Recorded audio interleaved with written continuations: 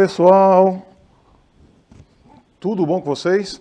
Aqui é o professor de inglês André Riceliano, em homenagem às colegas Yolanda e Vanessa, que acabaram de dar aula aqui sobre MST, bem bacana o movimento MST. Tamo junto aí nessa luta, tá? Pois bem, hoje nós vamos falar aqui para o 9º ano sobre o Present Continuous, e essa aula foi preparada com muito carinho por mim e pelo professor Rony Monteiro, que está aqui também. Olá pessoal, tudo bem com vocês? Essa aula é traduzida pela nossa colega de Libras, a colega Amanda, com muito carinho, tá?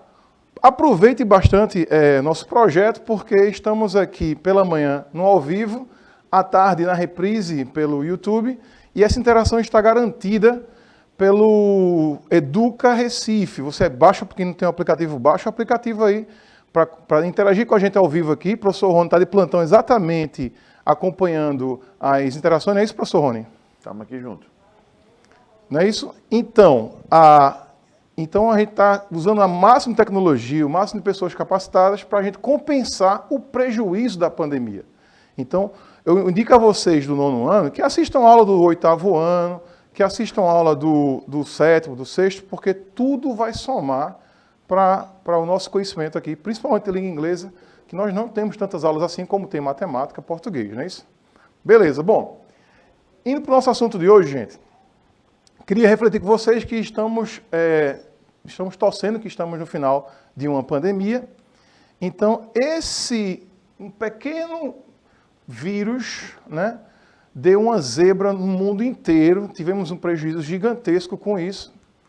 E aí, eu trago essa reflexão para a gente. Uma coisa tão pequena que é um vírus, né, tão inofensiva, tão minúscula, alterou toda a lógica do planeta, né?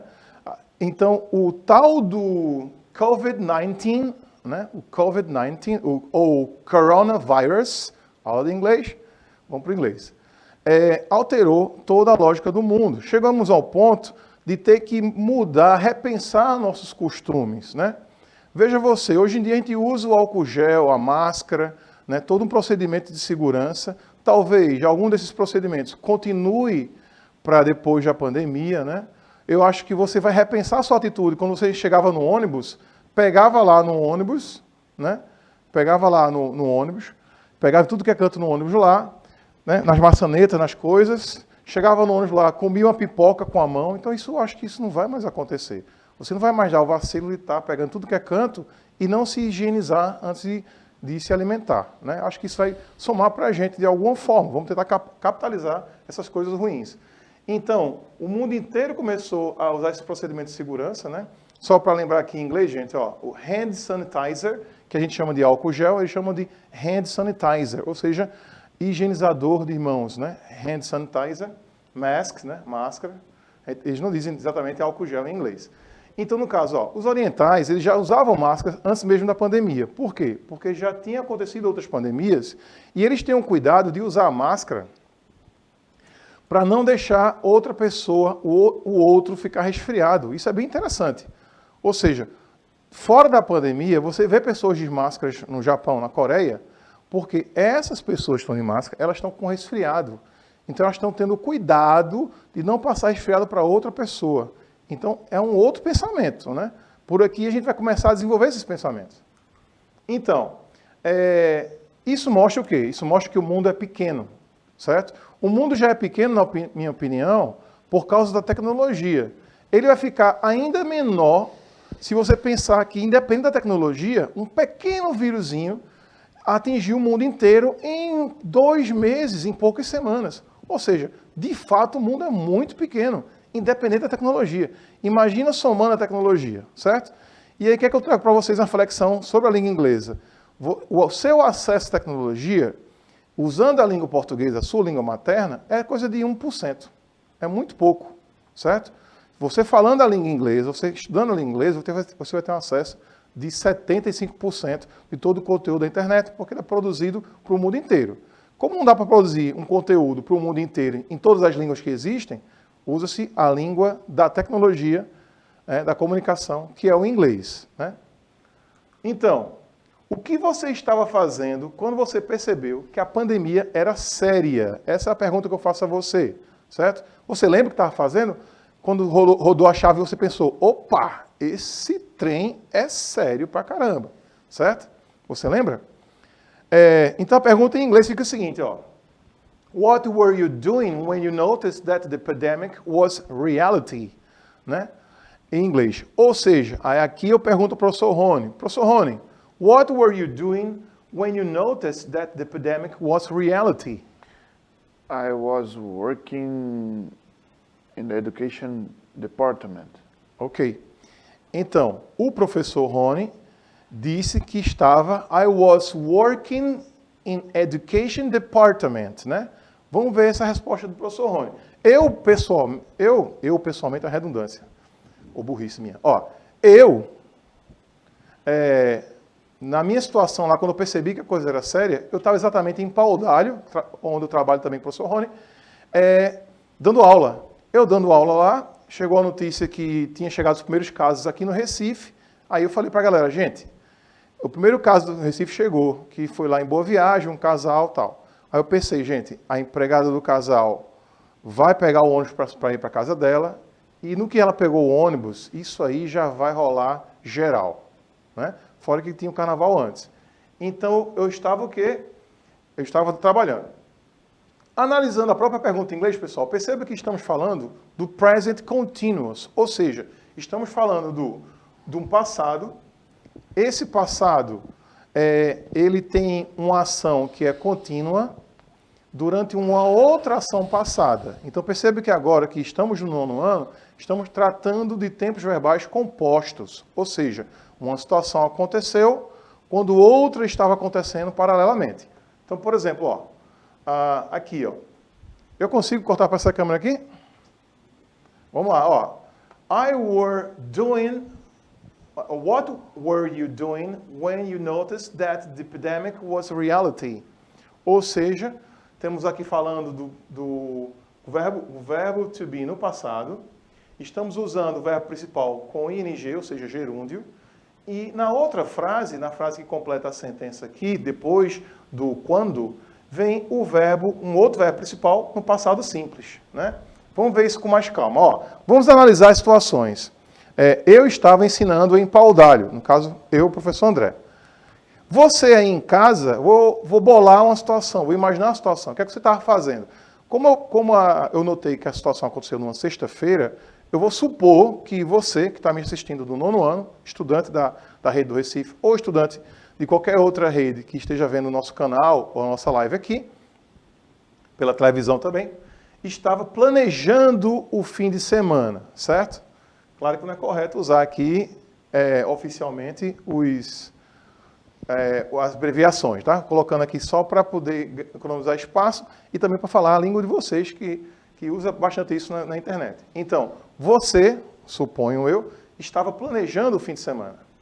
O professor Rony acabou de falar, ó, Rony estava trabalhando na SEDUC, na Secretaria de Educação, lá em Paudalho.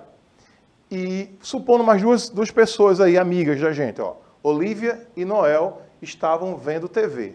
Vamos ver essas frases juntas, vamos analisar ela, tá? Analisando as frases, percebemos, pessoal, que estamos usando o verbo ser e estar no passado, certo?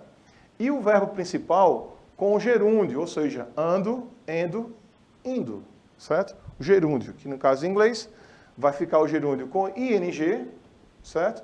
E o verbo to be no passado, ou seja, e está, o verbo ser e estar no passado, vai ficar aqui, ó, tá vendo? No passado como verbo auxiliar. Ele vai ajudar a desenvolver esse tempo verbal.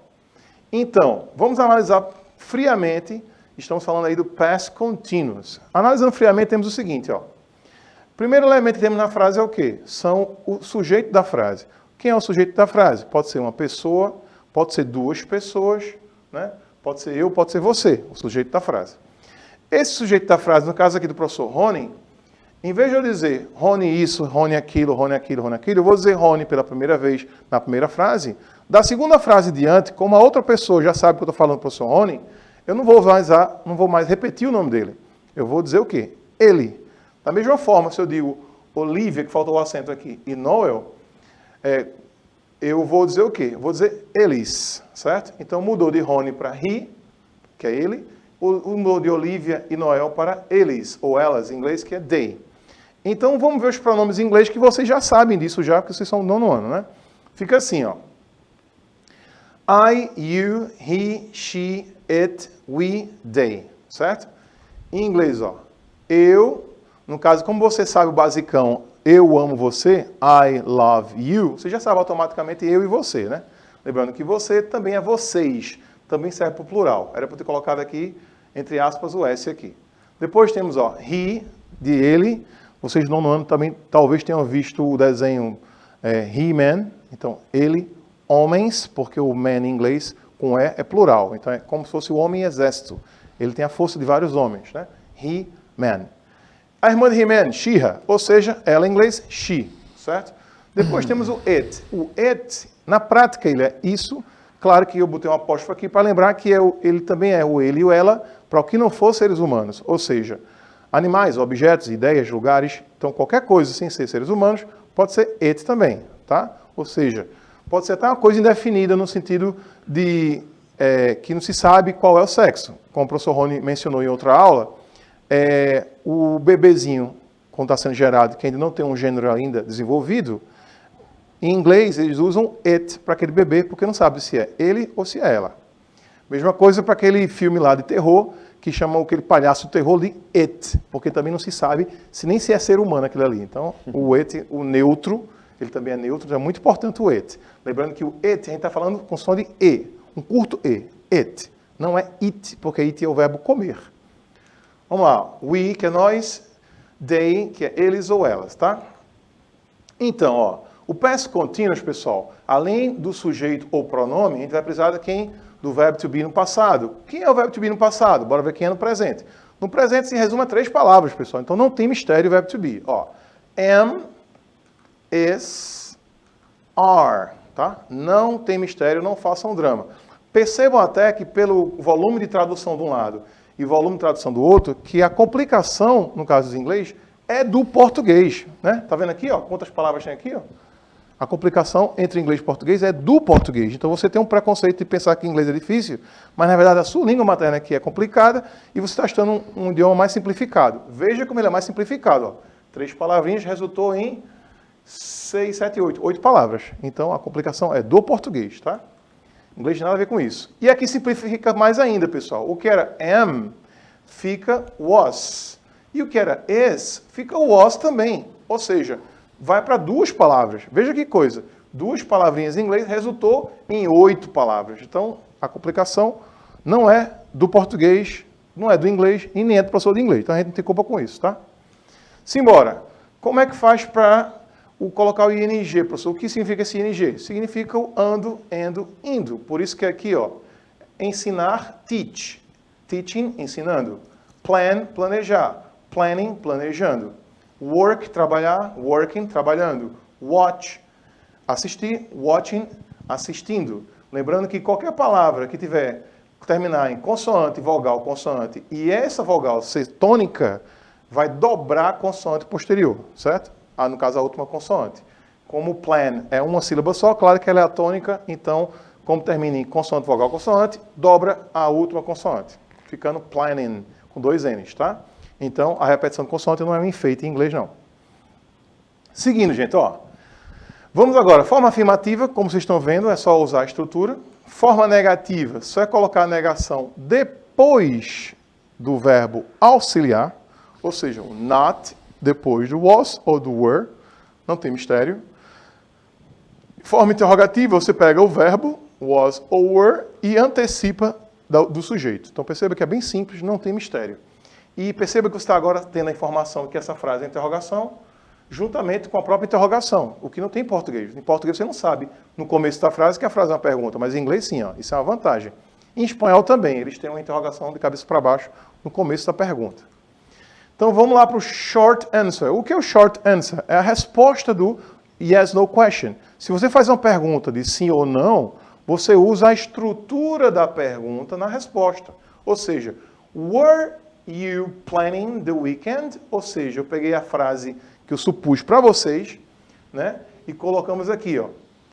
Aí o que é que você vai fazer? Vai usar a estrutura da pergunta na resposta. Se for afirmativa, né? Sim, você vai repetir o verbo auxiliar. Se for negativo, no caso no, você vai repetir o verbo auxiliar junto com a negativa aqui, com a partícula negativa, a de verbo negação, né? O not. Tanto faz você dizer weren't, como dizer were not. Então, a resposta do short answer é yes, I were, ou no, I weren't. Gente, não é were, não é was, tá? Olha lá. I was. Então aqui é yes, I was, no, I wasn't. Esse were aqui é para o plural. Olha lá. Então, por exemplo, a nossa coordenadora Celi, eu perguntei a ela o que ela estava fazendo naquela situação quando ela percebeu que a pandemia era séria, e ela respondeu o seguinte. Tem assim, ó. The coordinator, Celi, was organizing her belonging to travel when felt the world consequences of the pandemic. Ou seja, em inglês mesmo, eu coloquei o reloginho aqui para você ir pensando. Então, vou ajudar você aqui a ir pensando para traduzir essa frase. Olha lá. O artigo, né? Você conhece que o artigo é o, a, os, as. Então, dependendo da palavra que vem posteriormente, você vai dizer o, a, ou os, ou as. O artigo em inglês, THE, que vai ler D, certo? Então, ó, the coordinator. Caso seja uma palavra começada com vogal, você vai dizer the. Por isso que no final do filme aparece lá THE e o end. Você não vai dizer the end, você vai dizer the end, tá? A pronúncia aqui é the, se caso a palavra for com vogal no começo. Então, ó, the coordinator, Sally, was organizing her belongings to travel when she felt the world consequences of the pandemic. Conseguiram já fazer isso aí? Vamos ver como é que ficou em português, ó. A coordenadora Celi estava organizando seus pertences para viajar quando sentiu as consequências mundial da pandemia. Faltou o acento e o S aqui no plural. Ou seja, ó, a coordenadora, coordinator em português é 2 O's, em português é um O só, mas em inglês são 2 O, the coordinator, a coordenadora Celi, estava organizando seus pertences, ó, belonging são pertences, to travel, para viajar, when felt, quando sentiu, do verbo feel, né, the world consequences, ou seja, as consequências mundiais, a palavra world, que é um substantivo, usado na posição de adjetivo, era virando adjetivo. Então, perceba o dinamismo da língua inglesa. Você pode pegar uma palavra que é um substantivo, colocar na posição de adjetivo, ou seja, antes de um outro substantivo, né? Que o adjetivo em inglês, ele vem antes de um substantivo, ou seja, colocando a posição de substantivo, ele vira substantivo. Colocando um substantivo na posição de adjetivo, ele vira um adjetivo. Não entendi, professor. A palavra isolada world é mundo. Se você coloca antes de uma outra substantivo, né, a palavra que era mundo virou mundial. Então, world consequences, ou seja, consequências mundiais of the pandemic, da pandemia. Bora ver outro relato real aqui, ó. Professor Gilson, professor de geografia, um dos novatos aí que está chegando com sangue nos olhos, o rapaz da beleza, que ele fala assim, esse rostinho lindo, coisa mais fofa. O professor Gilson falou o seguinte, ó. Eu perguntei a ele e ele falou, the teacher Gilson was walking at the mall when he realized that the pandemic got here. O que é que vai ser isso? Estou com o reloginho aqui contando para vocês enrolar sozinho aí, tá?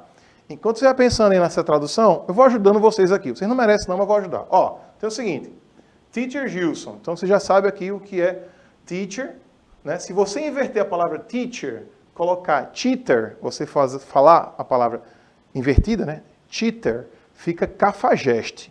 Então, de professor para cafajeste, o cafajeste é você que não está pronunciando direito. Então, foco aí na pronúncia para não dar coisa errada, tá? Então, ó, teacher, do verbo teach, ensinar. O ensinador, teacher, professor, certo? Depois temos aqui, ó, Gilson, o nome próprio. Was walking, né? Estava walking, caminhando. At the mall. Olha lá uma armadilha. Mall. O que é que você pensa? Ah, shopping center, em inglês já está em inglês. Shopping center é shopping center. Não. Shopping center, na verdade, é um centro de compras.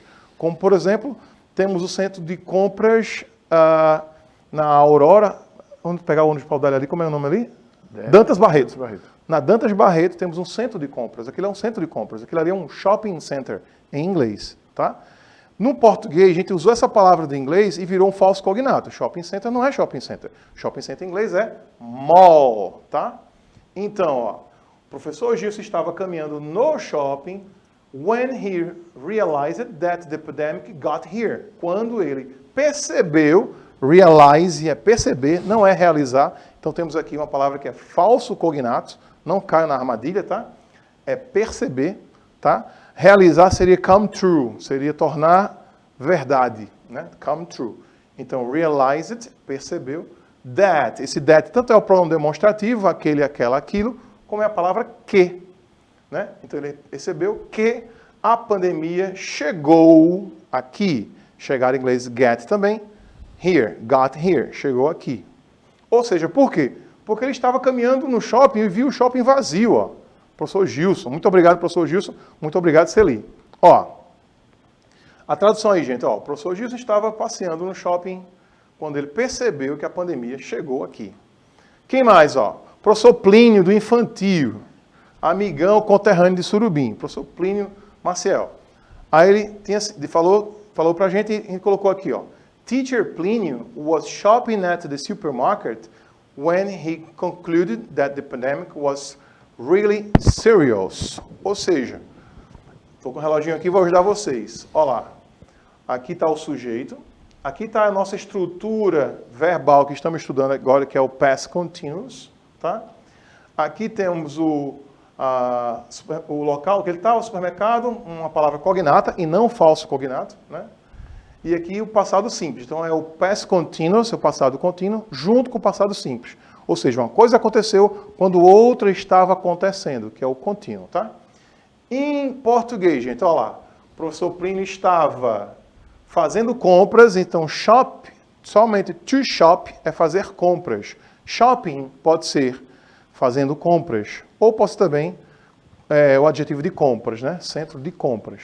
Então, ó, shopping, ele estava fazendo compras no supermercado quando ele concluiu que a pandemia era realmente séria. Por quê?